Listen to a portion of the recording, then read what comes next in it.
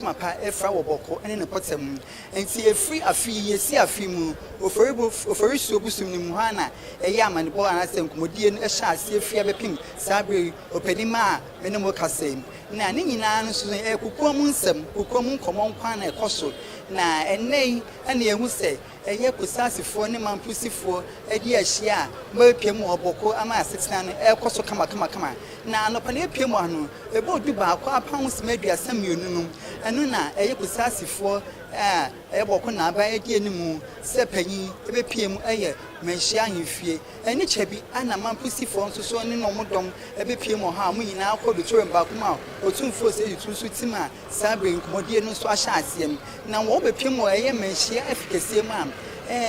se bamba afantuma papa efre ye ne aposifo na asafo no homo obia kwan amane me basabasa wan ti be piem ha me be me gina e me nhia bonten so ene kusasifo gufa na mampusifo nyina gufa wo ja atweyem hwe se de be ya eye ankwamane boni efri me chef kese mu ba bibia ebe koso kama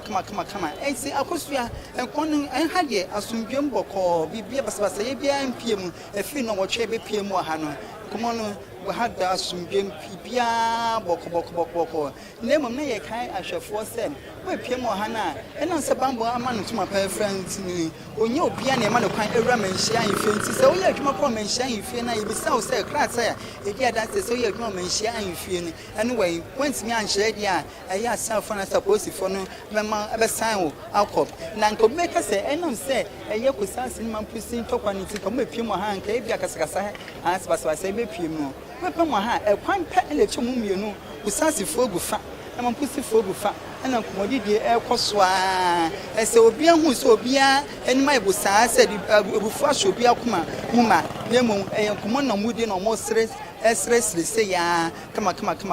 enti ha dia manebo no bibia boko dede bia nkoso na se bambo no emu ayere denden ni se bi kan editu dwa no enti ye hwe ni mu se enkomodie no bekoso na bibia bepiem ababia nso ye ma hwefo nso aso ate na otomrosie de aye ne sese sia de mpanimfo nyampie omo da so ehye kokoa mu a wo mo ebo nkobo sa pepepe se de ebo du ba kwa a eye kusasifo di kan ba na mampusifo to aso mko hye onde obi anyampie eni chebi ana otumfo nso so ene le dom esubetu ko rani mpanyifo nso ko ra be bia a o se omudi nkomo na iti sabe de omu da so ehye kokom a omudi hu nkomo ana chitafo ne wa bonti a omo nso so edidi de omo hu nkomo min kase basabasa ye bia nse no hu ohwe omanim so a hu so bi buafu ana se ese awrekwa so bi kuma omo no omo yankofo ene esresre uti say amane bon efri manhia inside bona e ba bonti a e ba obia ho amasumdue answer bibia e hwe akon so bia e ba fom se de be ya basabasa ya apie wo bokone potamu a ama de hye e hwe won kwan e bi prepare le japade nso e hwere e kono nso so ne bibia no e so betwa na pepepeye afa no ntuma pa efra se fisi asumdue ba bokone ne potamu a Ghana fo nso so no ye dide asumdue e wo ba bia amampuntuo nso fa no ntuma pa efra otomro se ne krakra mu no watumi ne afane bia di nkomo se ede na omo hwe animu ana we won say na we say ni lu komlemom directive answer mani boy free man sheba na say enam say on pese bibia obi beka bibi na basabasa yes sin trofo no ye hodo on kakra we tin komodie bia we say ni afam yenu na chitafo no edi na emom so mu wie bibia wie na nne etwam dia ene enkomodie no reti no madi na emo sabe ye nkonde koso die ebi o ha wotimi no akodi nkon na bia wo ka asem bi na afa de ama apagya na ede atoranchen bi aba na se basabasa ye bi nsuso aba enti sabe de amane boy free man hia ba ne se enkomo ne de yentimi ni omanfo ni lilisa efi so obi anu obi tuti masem obi nim de obi beka ama bibi basabasa ye bi anso akoba okay yo ya beda se ene amane bo we eye prince Kwadwo Buadu yensenchro ni otomrosie ena wode amane boyi efri manhia ahemfie sede ebo mo amane efri na wotwe etwa mu na abesi se ne ade a otumfo ene afan ebehia wo boko nsensem no ho no ena wo masinkonwa wo mo gusu edi nkomo wo kokoam enti ehun mfonyini kakra na yensentwerefo akopie mu ewo ho a wo de abrɛ yenim se nyame adom na sempanimfo pia de omo pese omo de tudwa ema ganafo eti nyina no yemfa nkame yahwefo ene yetiefo ye de beba ama mu nyina motumi ehunu akodru sei ni de ene animado ewa ha enim na mfodi na mehwere wo hwe kusasi fo ne mampreji fo na be hwe so mu nyina atwan asomdwe yeah the times bo amane wo hwe omanim na otum expectation ya ne se ya kan wie asomdwe aba eno so ne yebo ho mpa ese mra na asem fa na asem kono bia ntwe nkoto asonye na adwuma yeah yo ene esum medasi mami so bo fo na mama mo aha bie mu ye to so na agudie mu nsebe na wie yi e ka kasebo no ho no eno na ye de ebramo ye de aseda eni kabia ema endpoint to be party clinic ho ena apomden ho nsem no omoka ne yie pa enti yenko ne yenkohwe apomden ho nsem ne yenhwe ne yie sanse wokwa a ombebo Dr. Dubu atene do mbebo na awo ho nsem wanya bato nan so sentiri num na enkoyi na stroke bi na pese hawadwena ehon so wokwa a obehwe na mfidie mapa ahwe honam num na aboa no wanya ho odin na etumi akoyie sanse ebre bia ya nkabo ene de okache ne se yenhwe honam dua ne yie sanse te se hyen a yede nam se ka no wan fan coffee shop a ahoɔden mbɛma wontumi mfantu ka beja okwam sanso ne pedua no osebre bia no ye kwayara sabia na ya sabia papa okwa bɛbɔ no endpoint ti yenko ne yenko hwe apom ne ho nsɛm na entumi yenko ye from 0244867068 0244867068 Dr. Dubu ati nankasa dwumanewura ne number no ofra no obɛsra akasa kama na bibia etumi akoyi eti amount omadama no maso asense mfa wie akudie mu nsem emra emesomo na otweto so dumienu eba so Ghana Premiership no kensi hodo ekoso na yeni kan enko enhwe resource no miminda no kensi di kan eto form ye House of Folk and Vision FC House share ba kwa Vision entumi antikana enra kwasi kensi hodo eto aso no Holy Stars baseke ehye ba connection entumi anti ekano sanso na Biche United ehye baako ho United ekwohwe we kamienu ewo mu fie ho na Brekum Chelsea anhye bi Samates anhye bi baby ani go stars ehye baako Aduana Stars entumi anti ekano Heart of Lions anhye bi Karela United anhye bi Sweden Blacks anhye bi Young Apostles nso entumi anhye bi na match twato ehye no nan na ewie no nsia blem ne Kumasi Asante Koroko omo hyemienu ema medium ya wetim no so hyemienu sei na esi ekoye yento aso na yenhwe ye atwede no se di esi eko league table no so yenna ne yeni na yenhwe se di esi tie medium ene di kan okita amano aduonu miensa ne odi ho Heart of Lions no kita amano aduonu miensa saa na de otoso miensa Aduana Stars so mano aduonu miensa otoso 9 ye bebiani go sa semano aduonu mienu kotokoto so enum kita amano aduonu baako haso toso ensia amano aduonu baako saa na de otoso enson eye Samates so kita amano edu enwotwe Karela toso enwotwe amano edu nson Young Apostle toso enkron kita amano edu nsia Ho United toso edu amano edu nan na Vision FC toso edu baako amano edu nine saa Nations etoso edu mienu ono so kita amano edu miensa All Blacks toso edu miensa ono so kita amano edu mienu Brekum Chelsea ono kita amano edu mienu saa ede toso edu enum edu nsia Holy Stars baseke ono etoso edunum do etoso edu ensia no Dreams FC ekitabano edu baako Bechem United etoso edu nson kitamano edu na 11 Wonders etoso edu nwotwe a okita emano mako miensa kensi edu baako a wasi no sei na okura yeto aso a na yekọ coaches ahodo a omugina ho ema teams ahodo a kensi omusie na kotoko ene mediema de boso a obia ehye nyonko eka mienu na coaches a ejina ho no coach ojina ho ma mediema Ibrahim Tanku ono de nanum sam tugua sanso na kotoko coach abedi achi Prince ya owusu ono so kasafa akensi no yeni kan enhwe akensi no bra na mediema edi kan hye mienu makotoko ebete nika. Yes, I think it's right. I mean, we lost concentration, and honestly, I should say also, we have to make changes because of injuries, and yeah, it was really painful. I mean, after leading 2-0,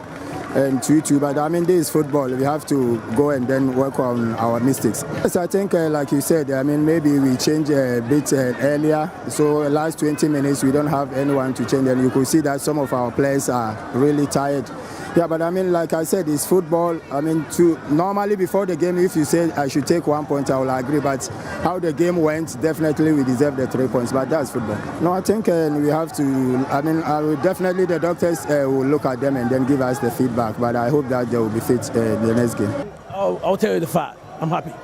because we couldn't go out here losing all the 3 points. It was very, very tough for us. But the boys did very well to fight, give a second half. A good fight like that. So we are very, very happy with the results. We're okay. We just look out for the next game. But seriously talk, we could no way go out of here this game with a lose.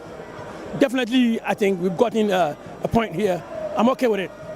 Because if you look at our schedule, it's been a very busy one. We've been all over the country, I'll tell you. And then to come and perform this way with one of the best teams in the league now, I think the boys have done very, very well. I think all of them, we do the same practice as well, but it was not their day to get us a goal. But those two guys came in and then did the job, so we are happy with what they did.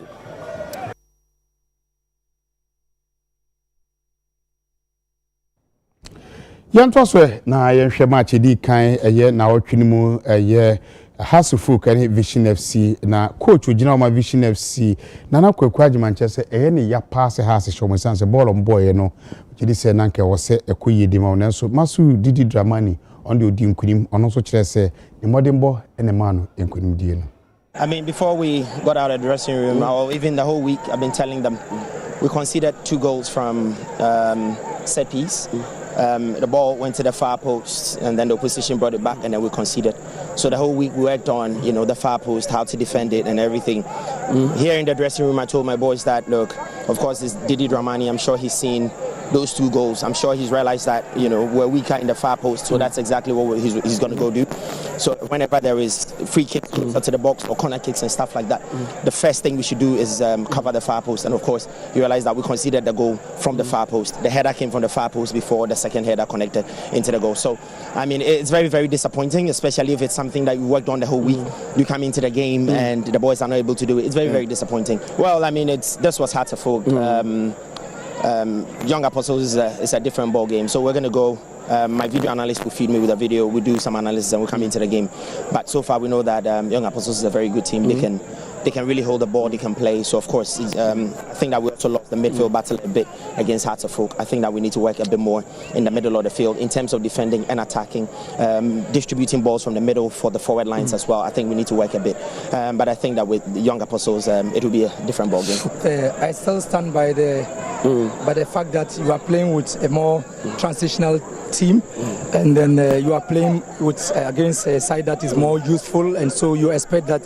at some point they will play, and which is very normal in the game, that try to control them when they are in good shape,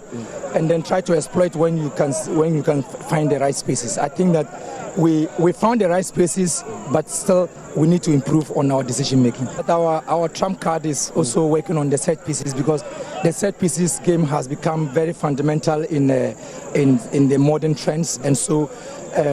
when the game becomes so tight, you can rely on the set pieces to open up. I think that we should have scored even more than 2 from our set piece play. I think that we need to improve on our decision making, more especially when to play. The game of football is simple. Sometimes we are more complex, and in the complications of decisions in some key moments, which turns out to burn out our energy levels, and which is sometimes, I think, is very unnecessary. Yet also I call Ghana Football Association penny for Ghana boss so share abani na say referees ahodo mu chi Ghana fa na nyina ekohwe akansie na mugina ntemu na bibia ekọ na wie ye na du ba bia omo de hye ne ade na ekọ omo ni pedu du ba bia yare ne ade ewom ne no ena omo kyese ewo so omo pensie chi ba bi ede ma omo sene be omo dwuma mo ye ne daache atumi akwana kine bi sampo apomuden hu nsam anasa kwanhye bi ne a omo atuye bibi ede agina omo achi. Every week we travel, we leave our family at home and we travel. This puts a lot of pressure on us, because traveling, going by road every weekend, It's just by the grace of God. Now I know that there is a policy there for me. So whenever I'm traveling, at least I have some confidence in me traveling. When I go for my match too, our matches involve a lot of chaos and other things. Going for a match, I know that if even something happens, there is someone there to hold me, or there is something there to hold me. So it will help me boost my confidence. And as I said earlier on, the counseling part also will help me psychologically to prepare for every match I go. So I'm happy about this policy. We, the referee, we really appreciate everything that they've done and they've been doing for us. We really appreciate, and for them getting this policy means they really think about us. They really think about our well-being, and we appreciate. And we promise that we are going to put our best out there for them. This is a very professional move, I would say, from the Ghana Football Association, because like I said in my recent submission, this is unprecedented. And referees, we have challenges financially when it comes to refereeing and even individual life. We have a lot of challenges. So with this policy, I think it's going to boost our morale, and then it will support us to also deliver for football. I wish I have so much words to say to the Football Federation for this great move, but all I can say is God bless them for such a wonderful move. And then, like I said in my previous submission, it should be something to go on with, so that every generation of referee who is in our position like this will also have a benefit from what policy has been raised like this.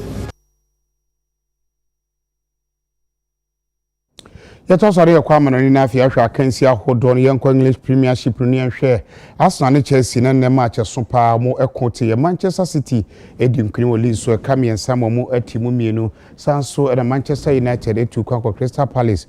de